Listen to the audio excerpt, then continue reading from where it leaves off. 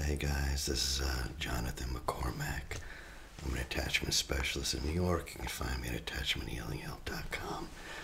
This is going to be about dating. People keep asking me, so I'm just going to give you everything. A meditation on loving yourself and embodying love, actually. But I'm going to talk about what a healthy partner looks like, what men want, what women want, how to find them, how different attachment styles date, what you should do if you're dating those attachment styles, everything. I'm just going to give all the attachment secrets out. It's all free. And before I do, though, I did want to talk about, first of all, I'll say this. You're not going to get far if you have an attachment problem. I used to do date coaching, and I have these guys dating. That doesn't matter. Once you get the girl, you're not going to make it far unless you have some kind of security in yourself. So take this with a grain of salt, you know. I'll also say that it's very strange. Right now, people are having the AI girlfriends. I didn't know this was a thing. I had a client the other day tell me about it. And I mentioned to someone, and someone goes, yeah, they've used it. I couldn't believe it. And he was telling me that his AI girlfriend, it's some like a partner with a soul, you know. You can get those in the flesh, by the way. Just a little secret here. All the girls in Starbucks, fellas, they're free. Like, they're free. You can just go and ask all of them out if you wish. They're like the ducks at the pond. You can just go there. You can take as many as you want. No one can stop you. You go, you're respectful. They say no, some are. And you say, okay, that's fine. But that's where you can actually find them. You don't have to buy artificial intelligence or and I've seen prostitution. A lot of guys, good-looking guys. I pointed to myself when I said that. Yeah, okay, I'm being. But good-looking guys are getting prostitutes. Good-looking guys, and you know, I ask them, and it's really because of their own broken attachment. It's just they're terrified of women, or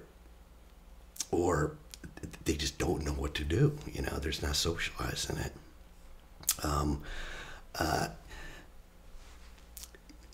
But with the AI, I just fear that this is so disembodied. He was telling me, like, yeah, he wanted to have sex with her.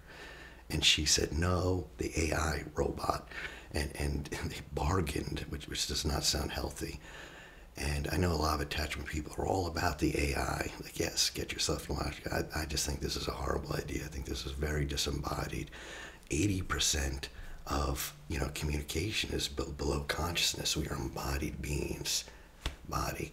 And it's through text. That's not good sex. No, not with my computer. I mean, damn. So here's the thing.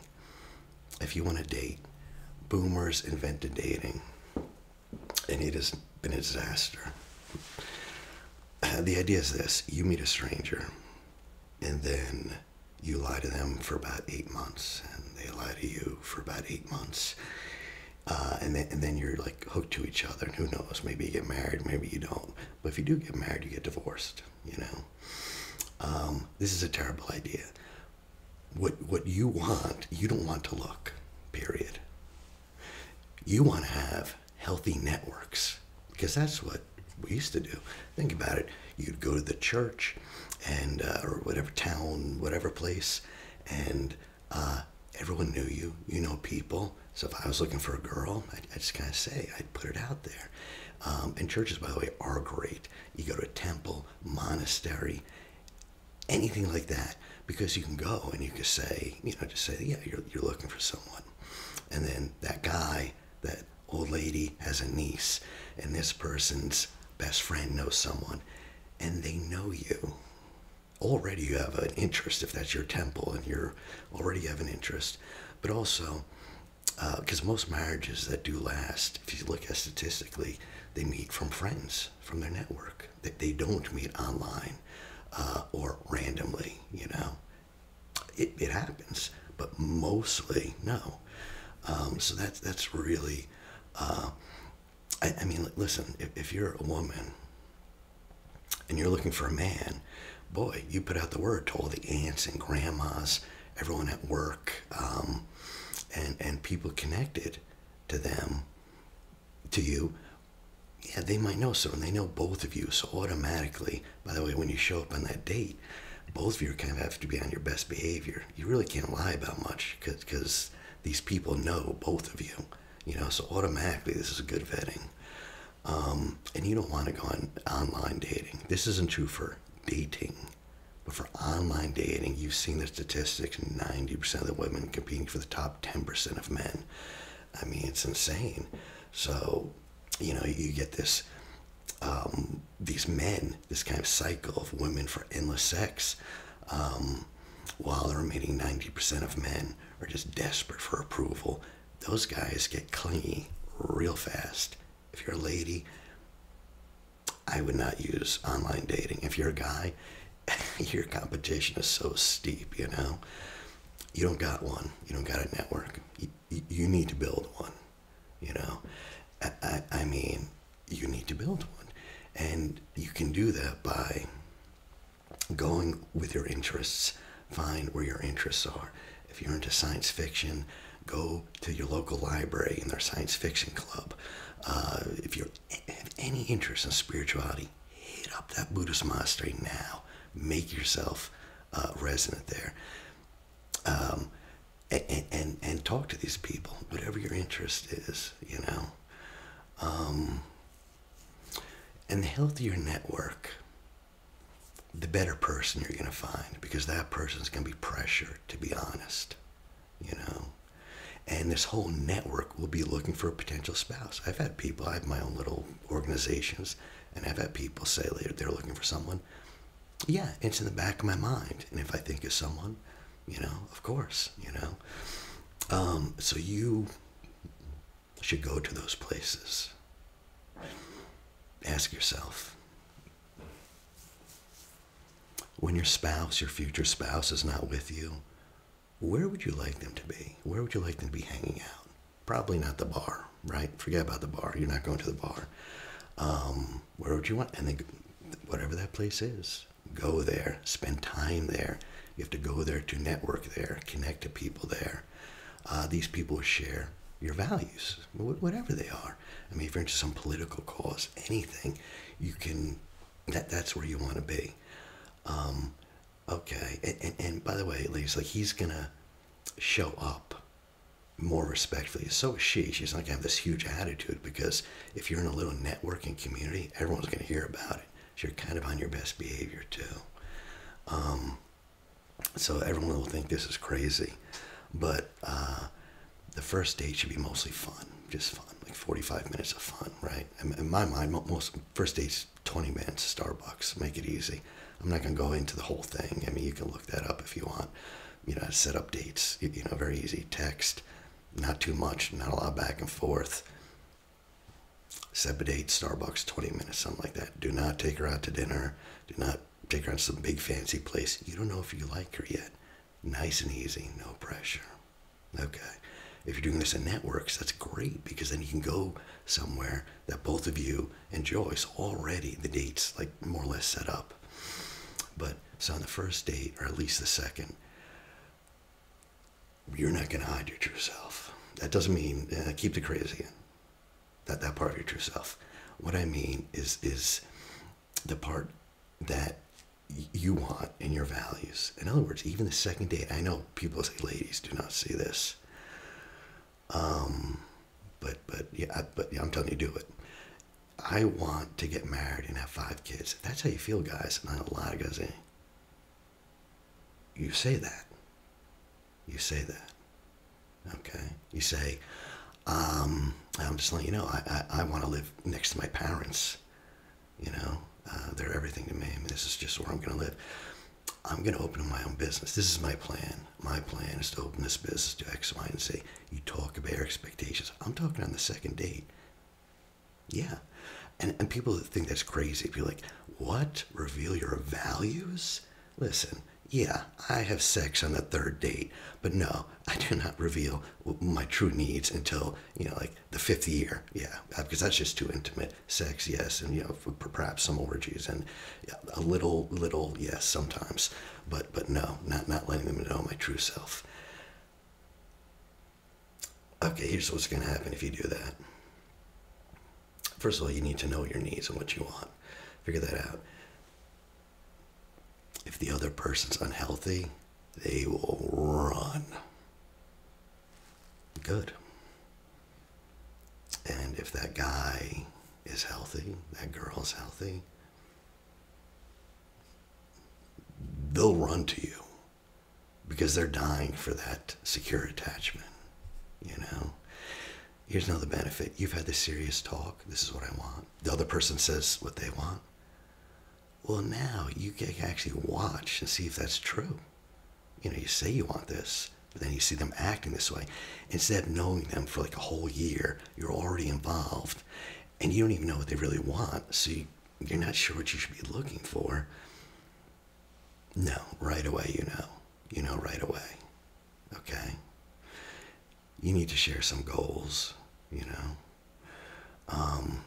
A marriage really is about legacy. Both of you have to have like a vision of what you're leaving. And it could be anything. It doesn't have to be kids. It could be business.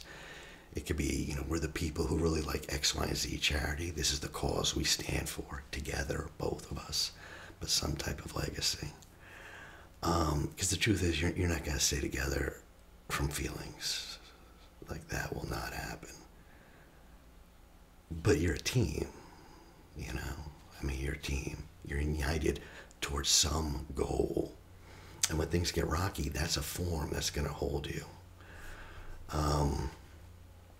You know, in general, attachment theory, if you get into it, it pretty much shows us that people are pretty much only as needy as their unmet needs. You know, if you get your emotional needs met earlier, the better.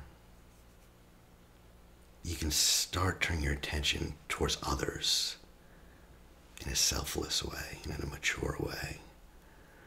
It's funny, the more dependent you are on people, your parents, the more independent you become, you know? And if people want to talk about true love is peace of mind. It's very still. It's not crazy, it's not exciting. If you want to know if you're with someone, the most important thing, more important than love, okay? Not sex either. I mean, come on. More important than love is if you're able to regulate each other. You know, little kids go off, they get dysregulated, come back to mom. If you're not regulating from each other, you're going to be regulating from somewhere else. I don't know, maybe it'll be a bottle, scotch, maybe it'll be some other girl, maybe it'll be his work, but he's not going to be using you. You're not going to be using him, whichever. And so, what does that mean? How do you feel in their presence? Do you feel safe and calm? Okay. How do they feel? Do they feel? Both of you have to be able to regulate the other person in the way they want, not the way you want. Learn this because you'll be doing for this other person, and they're just not appreciating it. Yeah, that's not how they like to get regulated. They like cuddle. They like whatever. But you have to be able to regulate each other. It's just not going to work without that. You'll be too activated, you know.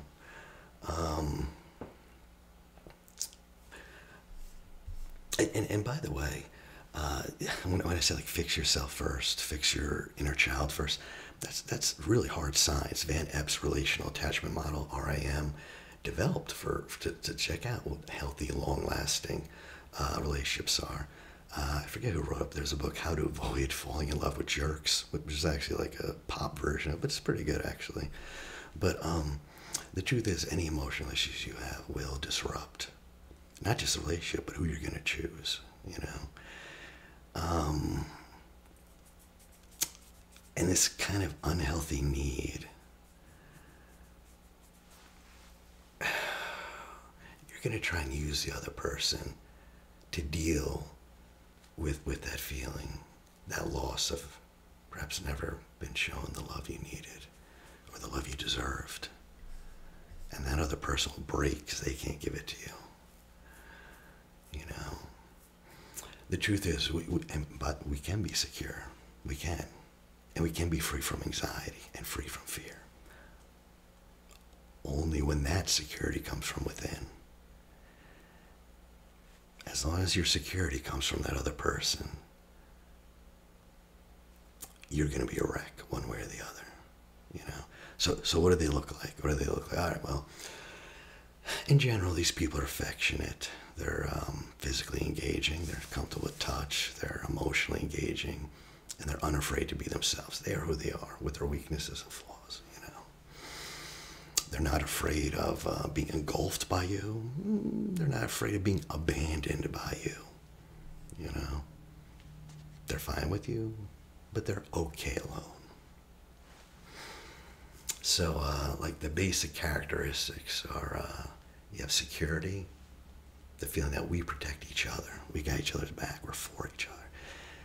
Sensitivity, we're aware of each other's needs. If not, vocalize it, you know. There's some fairness and justice in the relationship, and that happens when you repair the hurts instead of ignoring them. Sense of collaboration. We're in this together.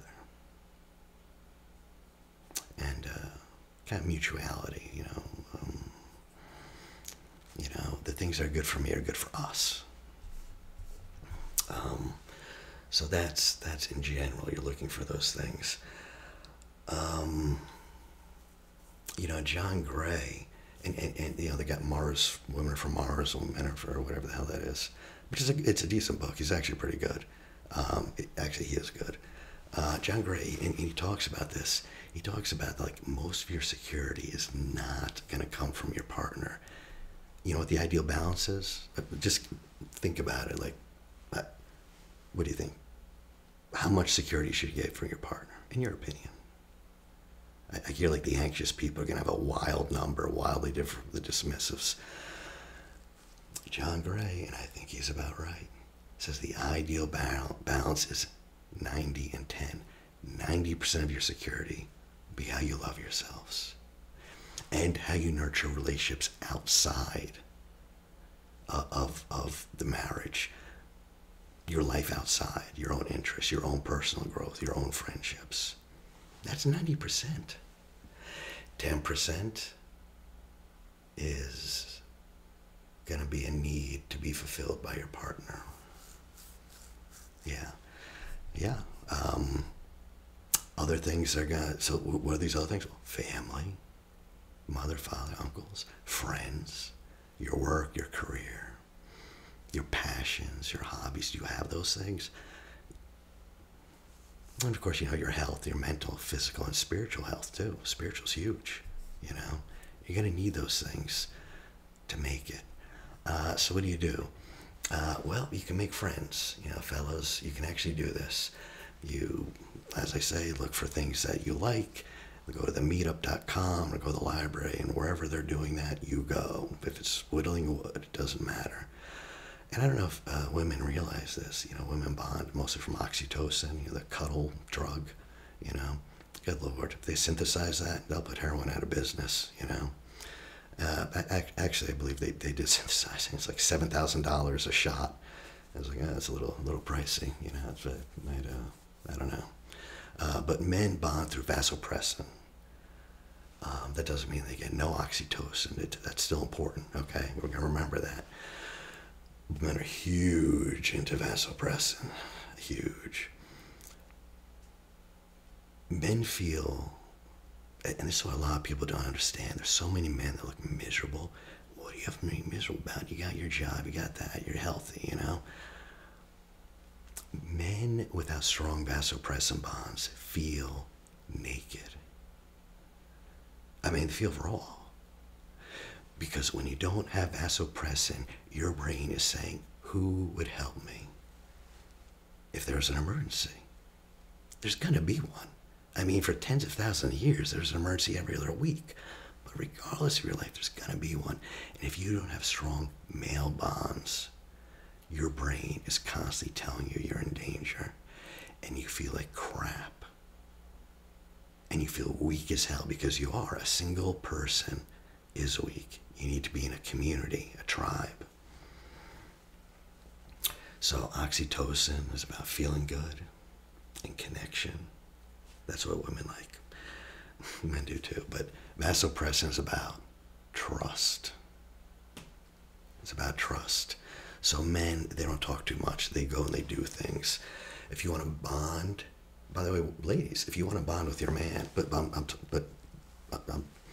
mean, it's, guys, if you want to bond with other guys, but yeah, how do you bond with a man? If you're going to get some buddies, or women, you just want to bond with your man. Puzzles, building things, solving problems, sports. I mean, things like that, you know. Now, women, what can you do is the best thing a woman can do, just in general, man, is to communicate, is be directive.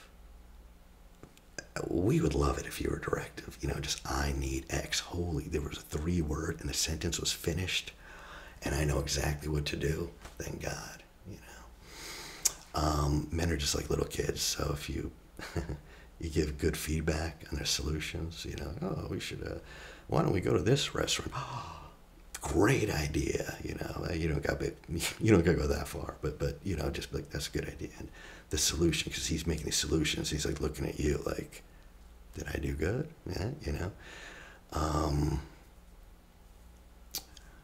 Yeah. You know, other things, camping, sports, solving anything, any problems, you know. So what do men need? What do men need? Sex, yeah, I know. We all know that. There are many but other videos on different hubs that have all about that. But they need not just sex. Men need respect. They need that. You will get nowhere unless you feel respected as a man. Okay. They also need a mission, the ability to achieve it. A lot of guys have a mission and they can't do it. Oh, the frustration. People don't realize the pain, like this is what I'm meant to do and I can't. Or just not having a mission. Men will crawl over glass if you give them a reason to do it.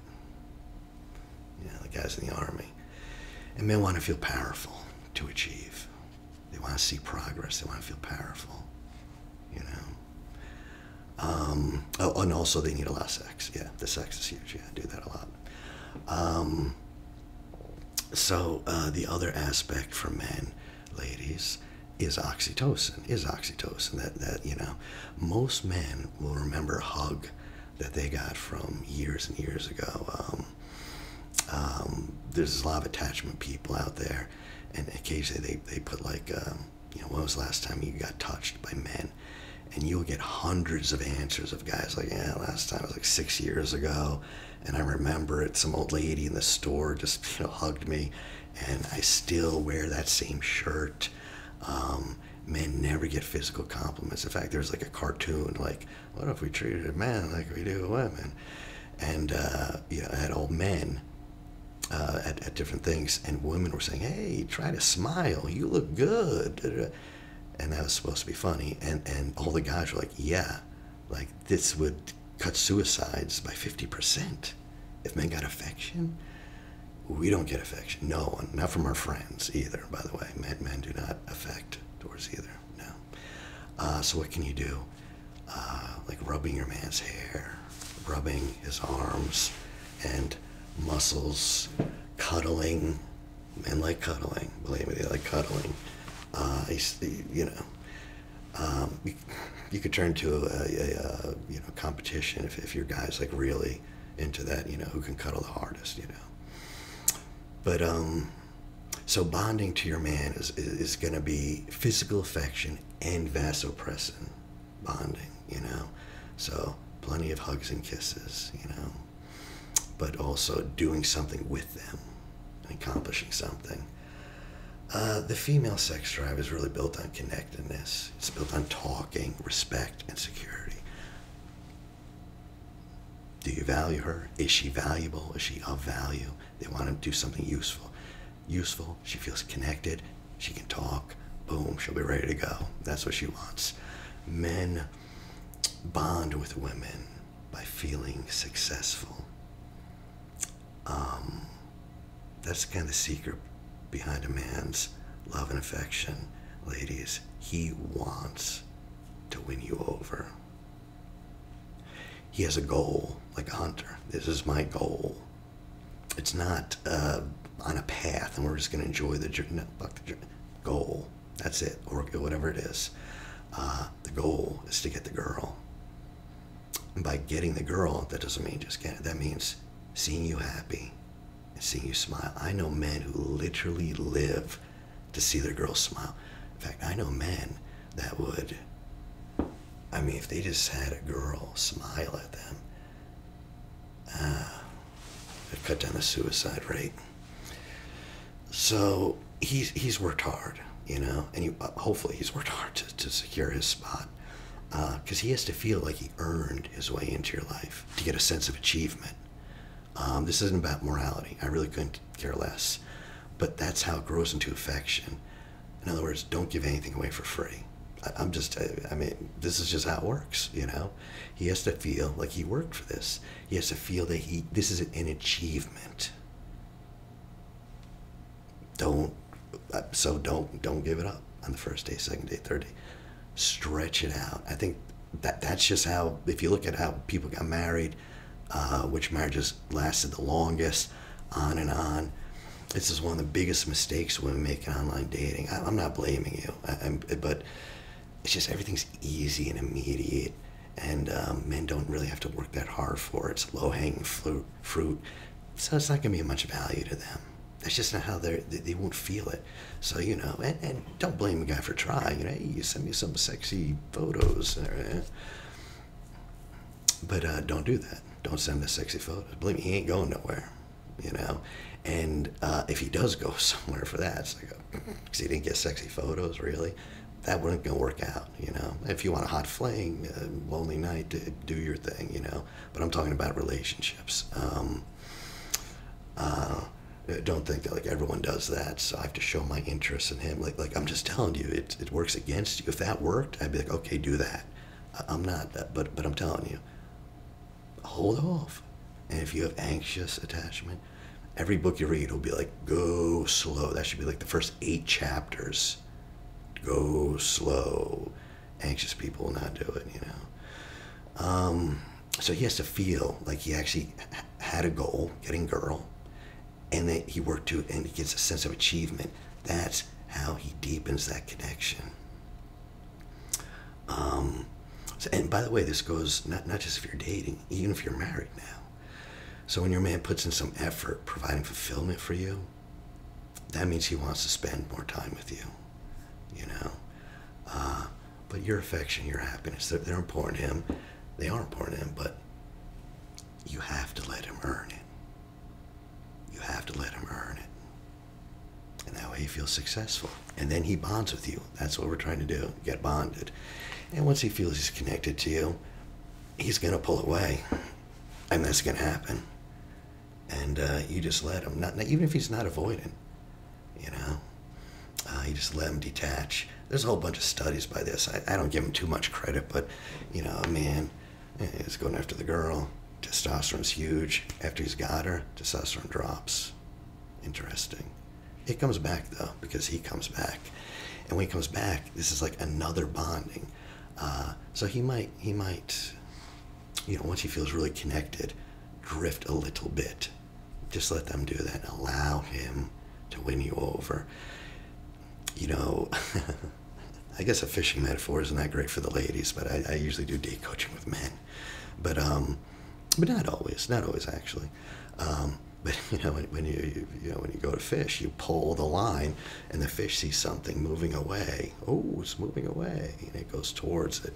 You know, when people like you know, I do a little intimacy coaching, and oftentimes like the sex lives are terrible, and they're like, oh, you know what we gotta do here? We gotta put on insane plastic, I don't know, mesh. Who knows, BSDM, whatever they're into, and that doesn't work. It's like, no, girl, just back off. Stop chasing him. Stop chasing. Because what's attractive is the chase. You know, every man wants to be that lion pouncing on that animal, just devouring it, you know. And women want that too. So bonding, females bond. How do they do it? Talking. That's how they do it. They talk. They talk to process. Yeah. They talk to trust. Every time a woman's sharing something with you, it means I trust you. Believe me, I remember when I first started dating, and women would be talking, and I couldn't figure out why. Why is she telling me about her cat? Why is she telling me about her aunt? What is happening here? What is that? How do I care about your, you know? Because men are focused on problem solving. When a woman communicates, that does solve the problem. The problem for her, you know, is she wants to be connected. What is that problem with it? Connected. You're a woman and she keeps talking and she's not stopped talking, and you keep saying, oh, damn, that's crazy. And she keeps talking, you're like, oh, well, that's just crazy, really, yeah. And she's talking, you're just like, I don't know what's happening here. Why would she stop talking? She's trying to make a connection with you. And she's going to keep doing that until you connect with her. You know, she wants some attention. She wants a real connection until you kind of, you know, do that. Or you know, kiss them. That helps. So women bond through oxytocin for doing things like positive physical contact, right? Talking, just spending time together releases oxytocin. Just sleeping with a man, not sex, just sleeping next to him releases oxytocin. Projects, non-stress projects. Men vasopressin, they bond if they have stressors, you know. Women bond from play, from fun. And a man without a woman is often sad because they have no fun in them. They've lost connection to that innocence, that freedom. So many divorced men ask, like, well, what's the thing you miss most about the marriage? You think they say sex. It's not. I miss making my wife smile.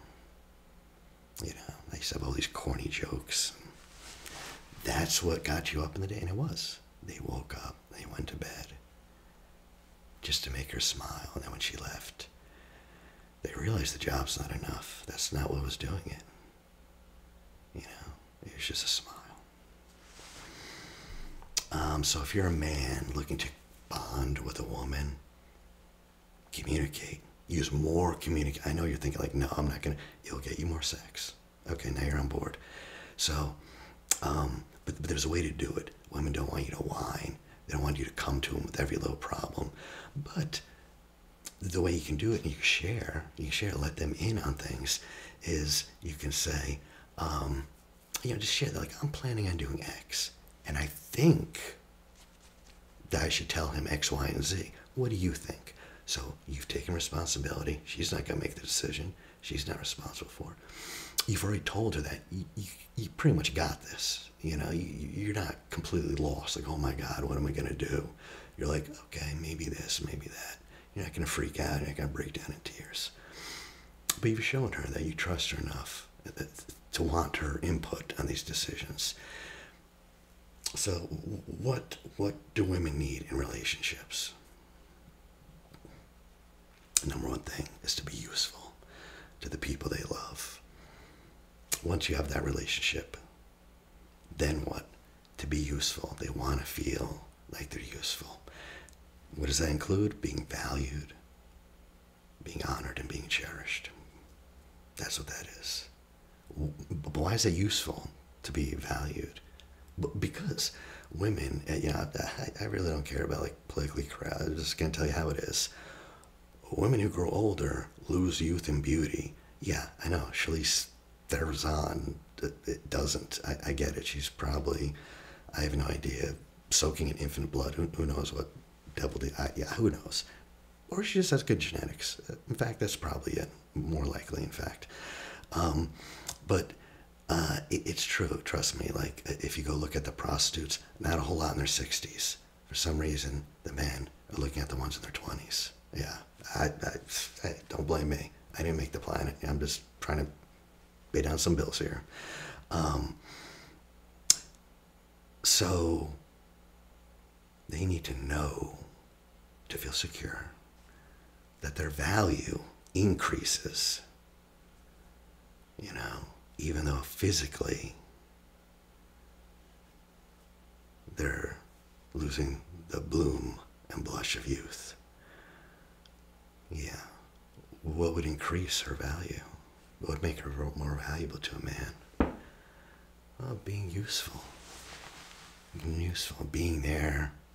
Like, boy, does he turn to me when he has a problem? Does he turn to me for this? Because if he's not, then what the hell is he here for? Just for my body? That's going to disappear like that. If that's all it is. People, here's a little secret. And this is something they don't want you to know. Yeah, people get uglier when they get older. Yeah, hey, not me, obviously. But most people get uglier as they get older. That just happens. I don't know what to tell you. Physically, But they can get more beautiful and lovelier. And their value can increase. Yeah. The other thing, and a lot of guys are like, oh, my wife, her sex drive's dead.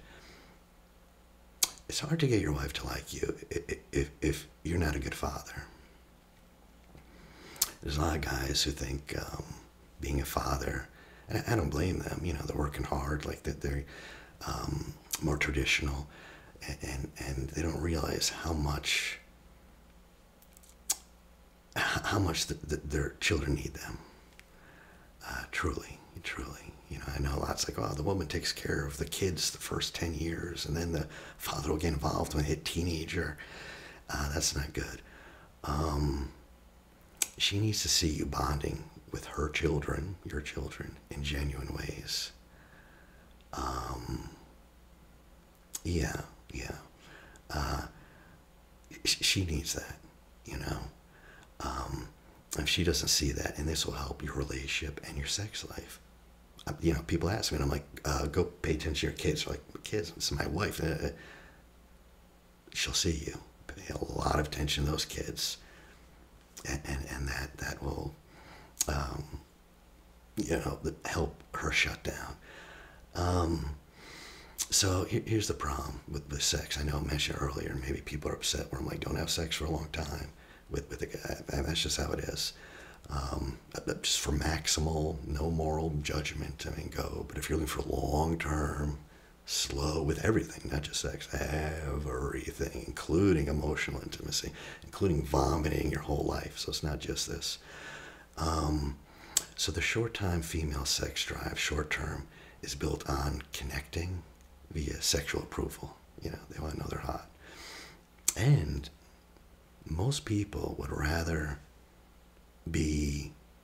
know that they're doable than actually have sex. As long as they know they are desirable. Just that's enough for a lot of people. But the long-term female sex drive is built on, not sexual approval, emotional intimacy, security, and communication. That's their sex drive. If there's emotional intimacy, security, and communication, try not to be too fat also, or broke. That's another, that should go for, then there will be a sex drive, So what happens with women with broken attachments? Well, we all know this. They use sex early on dating to hook up because they feel, well, this is what I got. You ain't gonna stick around. Not for me. For me, please, I'm a piece of, unlovable. You should hear the things these people say to themselves. And then this is what happens. She gets into it with this guy. And then she notices the bonds, and the sex still might be great, but the bonds aren't forming as deeply as she really needs. Yeah, that's because men don't bond through meaningless sex with strangers that much. Really don't. You can have sex I know guys, and they, they'll cheat on their girl, and I'll be like, well, what do you think about that? And, part of it's like, honestly, it really means nothing. It's like to them, it means nothing. Of course, it does mean something. But the way they see it, it's like the relationship is not as strong as it is with a woman between sex and the relationship. And I gotta tell you, men who do bond through sex, those guys are desperate to have their own broken attachment fixed. And those guys, by the way, are usually the men women don't respect, you know. Women really don't respect men that have broken attachment. And the reason is because they're not respectable. These women, they see them violating their own principles to earn their approval or control others, you know. Like if I'm a man, I thought, well, this is my political stance. And she goes, oh, I think he's terrible. No, actually, he is terrible. He is pretty bad, you know. Yeah, no, I do agree with you, though. How can you trust this guy? You have no idea what's going on with him, you know? And trust and respect increases her sex drive. She feels valuable. Ask her, does your girl feel valuable? Does she feel useful? Does she believe she's secure in your life? Because you keep her for more than just sex? If she does, this is an aphrodisiac. This is emotional intimacy, you know? So if you're on a date or you're dating someone, there's like one or two questions you can ask if you want to know if they're broken attachment and what it might be. One of the things, I kind of ask, like, what was your last relationship life? How'd that end? Well, if they're really telling the truth, you can tell a lot. Like a secure person, they'll kind of reveal like it was a long relationship, hopefully. It was affectionate, you know. They're probably not going to like really badmouth their exes, you know. It's probably going to have both positive and negative. Like, well, there's a, but also this. It's going to be both because that's how it is. A dismissing person, they'll probably just shut down. Ask me, how was that? Boom, you know. And then it's like, what? Well, we were just done. We were dead. Well, what happened? It wasn't working out, you know. No. Like they haven't processed it. They haven't even thought about it. An anxious person, oh Lord, you ask them that, and it'll be a story, you know, and there'll be anger there and resentment, dissatisfaction, unmet needs, and the ending will be painful, you know. If you're with a disorganized person, fearful, avoidant, again, they'll probably get knocked off balance, you know, by the question of what, you know. They even might be hostile, like, what, but it's none of your business, or they'll give an answer that's like really doesn't make sense. Like, you know, I've had that, you know, like I'll talk to a girl and be like, yeah, so how'd the marriage end? And she'll be like, oh, he, you know, it just wasn't working out, this, that, the other thing. And I knew it for several years. I was like, wait, but I didn't do anything because I really didn't want to. But then I wanted to. Why did you want to? I don't know, it's just time. This story makes no sense. Like, it makes no, it's not coherent. You've left out reasons. The other question you can ask is just, you know, when you were young, before 10, what was your childhood like? Like, just ask, you know. A secure person will probably answer honestly, good or bad, by the way. A bad childhood does not make you traumatized or insecure. A bad childhood and not being able to process it, not being able to talk about it, not being able to mentalize it, not being able to narrate it, that causes a attachment issue. But just having a bad childhood doesn't. It really doesn't. So don't worry if they start telling you it's a bad childhood. If they're isolated and couldn't talk to anyone, okay, now you worry. So a secure person is going to answer pretty honestly. It's probably going to be a mixture. Probably. It depends. People have lived extreme lives. But it's probably going to be the good, the bad, and the ugly, both, you know. And when they tell you, they're not going to go on and on and on and on. Neither will they be, you know, and they probably won't get sidetracked. They're just going to give you the straight answer, you know. A dismissing person, if he answers, you know, an avoidant person might just dodge the question, of course. They'll probably say, I really don't remember my childhood. I just don't have much memory of my childhood at all, which is honest, you know. Or they'll just give you like this weird, vague answer. It was good. It was good. Parents were good. All the time? Yeah. They do what they could. Yeah, because I remember earlier you said something like, oh, your parents used to keep you in the attic in the dark and just bring you fish heads like once a week. Yeah, Yeah, but it was food, and it was what it is. It is what it is, Yeah, okay. I ate fish heads for a couple years. That's true, but they're the preoccupied person, like someone with anxious attachment, they are ready for this question. Oh Lord, and they will just launch into it and go on and on, and they'll get caught up in it. They won't be talking about it. They'll be reliving it. It won't be like, yeah, I was so angry at my mother. No, it'll be like, and I was so angry, and they'll be getting angry or upset or depressed, whatever it is. The past and the present gets mixed up, and you'll see them even mixing. I mean, I study all this stuff, so I'm hip to a sentence structure when people are talking. But if you studied, just from the sentence structure, you'll actually see their past and their present will slip, and you'll get the sense like, okay, is this person gonna stop talking? This is awful.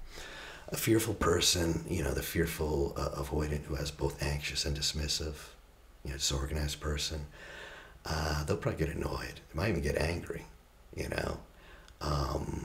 might even just ask you a question back, what was yours? Like, oh, okay. And, I'll just mention with the anxious person, we all know, I'm not going to go into it because we all know the anxious avoidant dance. You get hooked into each other. The anxious person goes forward too much. The avoidant pulls back. Oh my God, my avoidant girlfriend's pulling back. Now I get more anxious, which makes me latch on more. And the avoidant gets free. And and are you gonna break up now? And they disappear. And then the hormonal cocktails. Once you're in that, it is just like being intoxicated. It's like being drunk. It's exciting though, and the emotions and just really hook you in. So if you're anxious, you're with someone. Don't mistake an activated attachment system, the highs and lows, as passion. What you're doing is you're letting emotional unavailability turn you on. That's what you find sexy. When someone cannot be intimate with you, because it gives you all these, oh my God, I'm worthless. Oh no, I'm lovable. Now he loves me now. And it just hooks right into your heart, So for anxious people, if you're dating, slow down. That's the first thing. The second thing is to slow down. And the next 50 things are also to slow down. Good thing to do, write down your values. Write down your values, what you like. This sounds strange, but I'm telling you, write it down. Because when anxious people get into relationships, all of a sudden, those go out the window. So you write down first your non-negotiables. Those are just things for you. This is no. If he cheats, if he, it could be anything. One guy said punching a hole in the wall because it reminded him of his violent childhood. Okay, it's going to be different for him, but these are the non-negotiables. Non-negotiable, right? And then as soon as an anxious person starts dating, they just lose themselves. They just completely abandon themselves. And all of a sudden, they'll see okay, he did cheat once, but, actually he's sorry, and X, Y, and Z. Yeah, I did have a, I wanted an upstanding guy, and yes, indeed, he's one of the biggest drug dealers, but he's a great guy. I mean, I'll tell you that right now, Write down your values, and then watch which ones you give up, And the other thing about the sex thing, there's so many angles. Like when I say this, let the sex go.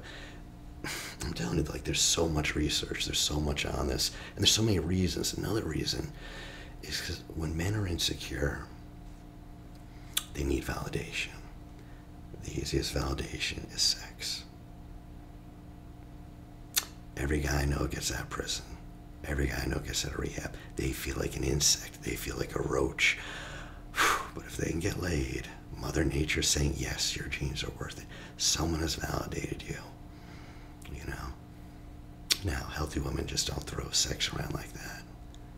So, but if you're one of those women and you think, well, I kind of should, just because I don't want to lose this guy, the only guys you're going to get are those super insecure people. If you make them wait, couple, whenever, the only people who leave you are the insecure men who you don't want to be with anyway. You're going to get with those guys. He might be, if you sleep on the first day, he might be secure. Who knows? But if you just wait, the only people that are going to wait are going to be decent people. I'm just talking about from attachment. Decent, I mean, they're going to have some kind of secure attachment, some ability for a long-term relationship. Ask how they were in their kid. Like, could you ever ask your mom for something? And in insecure attachment, they're like, no, I couldn't. That would be a burden on her. I'd just be such a big burden on her. I could never ask. Well, that's how they're going to treat you. They're going to say you, whoever they marry, their wife. I can't ask her. I can't ask her for sex. I can't ask her for affection or to respect me more. I know. I'll earn it. Yeah, I'll do all these super nice things for her.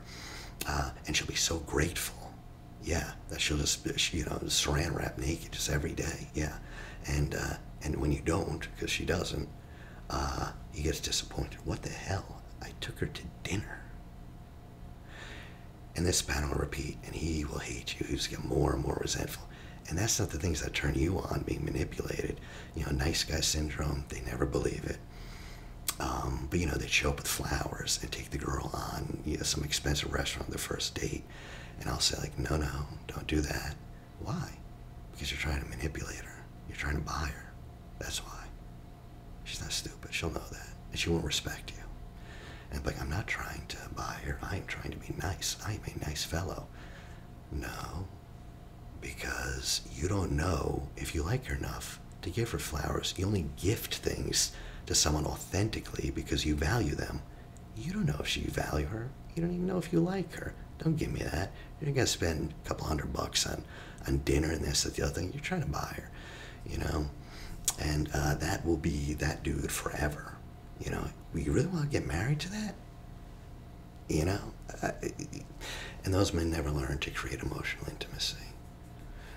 And because there's no emotional intimacy, you as a woman will probably have a hard time achieving the big O. And only like 20%, only like 20% of the time does that happen. But it depends, And if he's, because men are great, especially, oh Lord, these like avoidant types, they'll get all the manuals because they feel so unworthy. I'm telling you, because I've done like workshops on sensual touch and things like that, more for women who have been abused and aren't able to achieve those things. That's like my area. That's my area when I do that with. But people who show up, maybe these guys to learn how to do all these crazy things. Hey, God bless them, that's fine. But you talk to them, and they felt like, yeah, no one would love me for me. What if you give them average sex, just you're average to do it? No. The only way someone will love me, if I can make them squirt 10 times a day and do this and do that. Like, how much do you hate yourself? Like, really, that's all you're worth? We talk about women thinking they're only worth sex. I'm telling you, a lot of guys, they think the only thing I'm worth is that paycheck. And right now, it's hard to get that paycheck. So the only thing they're worth is what they can do. And that's very exciting. But I'll tell you this, guys, like, women don't always want that many orgasms. You kind of like 9 or 10 a night. And it's very exciting the first time. I'm telling you, though, just after a while, they don't want that. I know it sounds like, no, what? They don't. They're going to want something deeper, an emotional connection. It's just too much. I mean, it is. I mean, it's framed. I've seen women framed. So if you're dating someone who's anxious, be consistent. Be consistent. They might have extremes. You want to have that energy of consistency and stability. If you're dating someone who's anxious, let them know how you feel on a regular basis, not just once, not when they ask you. They need that reassurance. So if you're dating someone who's anxious, often tell them how you feel. Also, anxious people have a difficult time believing anyone actually likes them. They need clear signals, obvious, big, blinking signals or else they'll just assume you don't love them. That's where they start from. I'm completely unlovable. Simple things like you can just send "I'm thinking of you" text. Throughout the day, in the middle of the day. I mean, nothing complicated. You know what I mean? When you guys have fights, one of the things you can do is be very stable, very non-reactive, but make sure you reassure them you're not leaving them. Like, listen, I'm really upset about it, and I'm not leaving you, and I'm certainly not, but this really did bother me. But you let them right know, like, I'm not leaving you, I'm not this, but I talked to Anxious one. I'm like, what's the number one problem? He goes, well, my big worry is that I'll anger him, I'll make him angry. And I know these guys, they're fine guys, they're not angry guys, but they're still terrified, you know. Follow through. If you're dating someone anxious, you say you're going to do something, you got to do it. Because an anxious person would, if you don't do something, oh, they stopped loving me. They you know, even small promises, you have to build trust with anxious people, because anxious people are used to being let down and disappointed. They're just used to that. When you say you're going to do something, the expectation is you're not. The expectation is that you're going to fail. And as soon as that's confirmed, you know, it just sets them off, you know. If you're an avoidant dating someone anxious, in general, even if you're not an avoidant, don't invalidate their feelings. Like, this is how I feel. Oh, well, that's crazy. You're just crazy. You know, that's insane. How they feel is exactly how they feel. This is something that guys, not even just avoiding guys, will do, is they challenge everything with their logical mind. This is not to make logical. So I punched in your emotional, estrogen-charged emotions in my man calculator, and it did not compute. I'm sorry. You don't have to. You're not the judge. You don't even got to judge. You just got to be like, oh, you felt X, Y, and Z, and then you have to care. Like, that's it. You don't got to figure it out. You know. How to date an avoidant.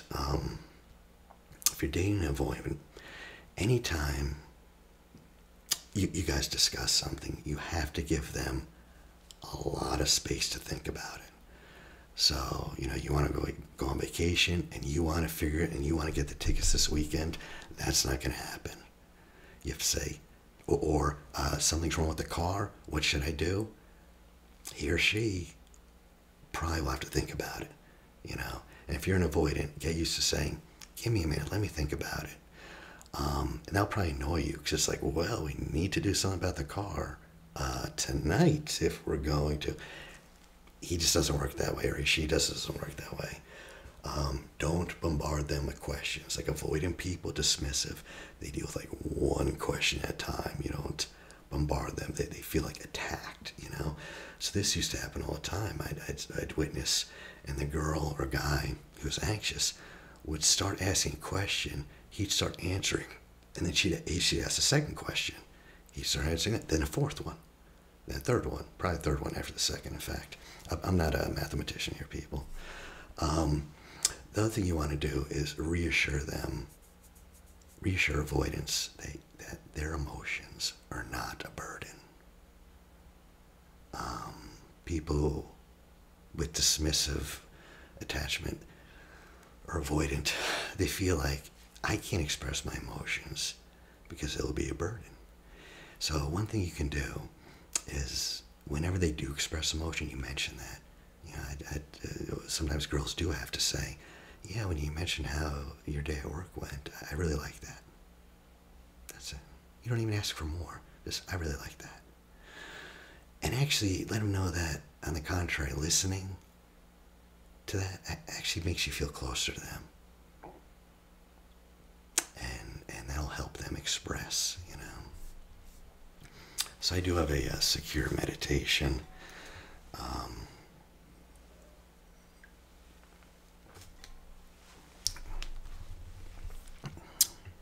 It's less than 10 minutes long. But I would just invite you to get into the meditative posture. Just stretch with your back straight but loose, your feet firmly planted on the ground, and just sitting comfortably, noticing how gravity holds you in place. We can take 3 deep breaths. You can take a super deep breath.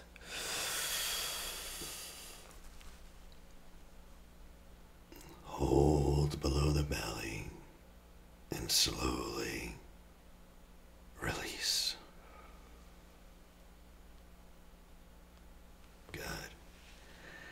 And another super deep breath. Hold below the belly and slowly release. Good. Last one. Super deep breath. Hold below the belly and slowly release. Good. And now I'd invite you to get in touch with your body. And you can bring your awareness right into your body and bring it down even deeper now. Bringing your awareness deep into the body. And we can do a body scan. I'd invite you to focus your attention on your forehead. Just noticing any tension. And you can move your awareness down around your eyes. And just have this loving energy soften your eyes. Moving down, this loving energy softens the cheeks, moves into the jaw, into the lips, softening all the muscles of the jaw, and the lips parse. And now a wave of warm, loving awareness moves down your neck, into your shoulders, flowing down your back in warm, loving waves, all the way down, down. And you soften your belly, and you open your chest, and your shoulders go back. And this wave of warmth moves down, down, down, filling your hips, loosening your hips. Wave of warmth rolling down your legs, down your calves, all the way down to your feet, firmly planted on the ground, like roots of a tree. Yeah. And you just feel your body on the chair. Feel where the skin presses against it, against the floor and the earth. And as you breathe slowly, you feel your body begin to sink into the chair. If you notice any areas that aren't completely relaxed, just give them permission to rest for a few moments as you melt down, you melt down, yeah. And in this deep, warm place, you can allow your mind to wander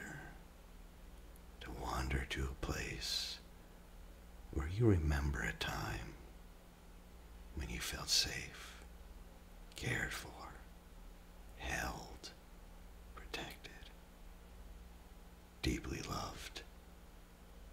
It could be any time. It could be with a partner, a caregiver, a friend, you just wonder, if you've never had this experience, what would it feel like to feel safe and cared for, to be gently held in warm, loving hands, and deeply loved? And now, being there, what is it about this moment that allows you to feel so safe? Is it their tenderness, the way they hold you, the way their hands move through your hair, the way they look at you? And you notice that. And you notice what's happening that allows your nervous system to just relax as you continue to breathe. As you continue to breathe, you notice what shows up and stays and happens in your body. And perhaps you notice any warmth in your eyes spreading, any tingling sensations in your back and your shoulders, a tingling and an electric feeling that radiates up your back onto your shoulders. And you scan your shoulders and your chest, and now your stomach. What are you noticing?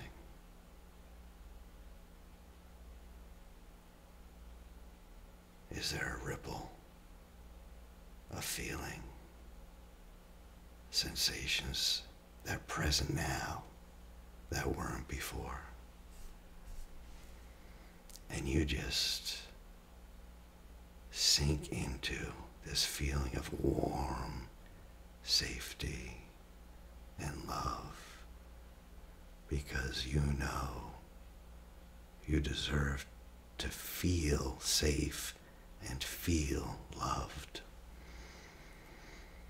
And you allow yourself to stay here, and you breathe it in, and you hold this person, and their warmth is against your body, and you just soak it in. You soak it in, allowing this loving warmth to penetrate you and find all those places inside you, all those places that are lonely and scared, places you don't tell anyone, the places that are crying out for touch, places that are crying out to be seen, to be known. And this warm, electric liquid light just fills those holes, fills those places, and you feel the energy filling you up, and the energy is rising up, and from your tailbone it rises up through your body, up, spreading in your chest, through your heart, and this warm light is penetrating every cell of every organ, of every piece of you. Just like waves lapping on the shore, and you let them wash over you. This feeling of warmth and love washes over you, soaks into your skin, your flesh soaks it up until it becomes part of you. This feeling of being loved, this warmth. And you go close to a light, like a candlelight, and you get closer and even closer, and it's so bright, and you go into the light, and it is excitement and peace, and you see the light, and you are the light, and you become the light, you just let the light penetrate and move through every part of you, cleansing, clearing, updating.